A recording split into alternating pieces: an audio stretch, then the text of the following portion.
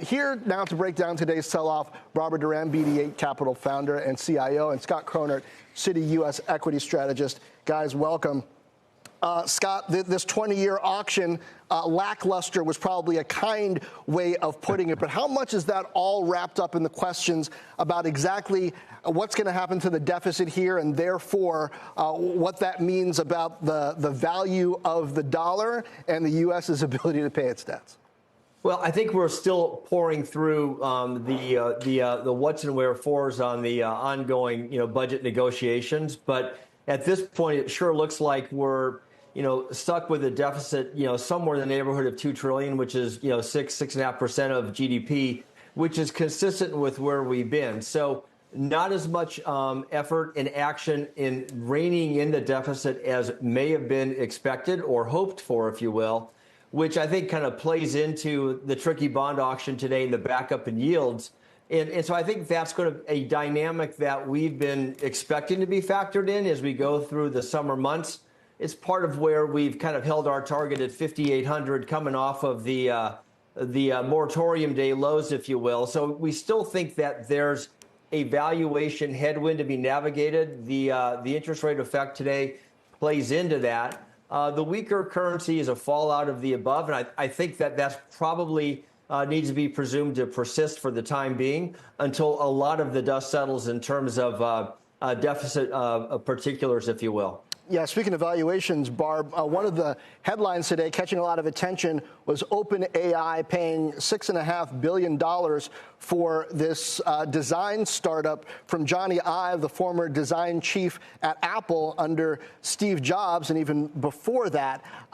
This startup they're buying hasn't really done much of anything yet, and I can't figure out whether this is bullish for the overall AI trade because it shows that money is still sloshing around out there, or if it's a kind of negative for the AI trade because of the way that the money is sloshing around out there? It's always a good question because are we getting into meme stock territory? Is it really overdone? But I think this actually is a positive. I mean, it shows that there is so much opportunity. There is so much going on in this space that you will make this kind of purchase and spend that much money for a company that doesn't have revenues, because you're looking for any of the players, the competitors in this space are looking to compete against the best, and the best keep making acquisitions and keep upping their game. So I think this actually is a real positive and very encouraging sign in terms of what's going on in AI and the sustainability of this trend. Meanwhile, Scott, perhaps in slightly less exciting but more essential territory, you think Amazon, Walmart, Procter & Gamble are worth a gander here in this market? What in particular makes them interesting?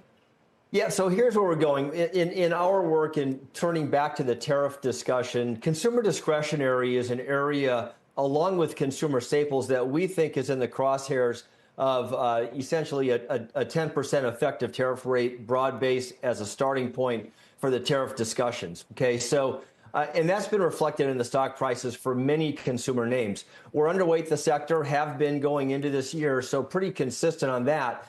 But what we're seeing unfold here in the markets is sort of a renewed emphasis on, okay, got that, we've got tariff issues, we've got deficit issues, but where are there growth opportunities and pockets of growth opportunities, even in consumer? So what we've done is screened for companies that have a lower correlation between sales and traditional macro influences, that also have been demonstrating a, let's call it a growth CapEx playbook that gives us confidence and conviction in a longer-term structural growth dynamic. That's where those three names come into play. We think that's an underlying theme that can continue to be played across sectors, but particularly within this consumer cohort, which we, again, to emphasize, is smack dab in the middle of where tariff concerns are probably going to show up most real time.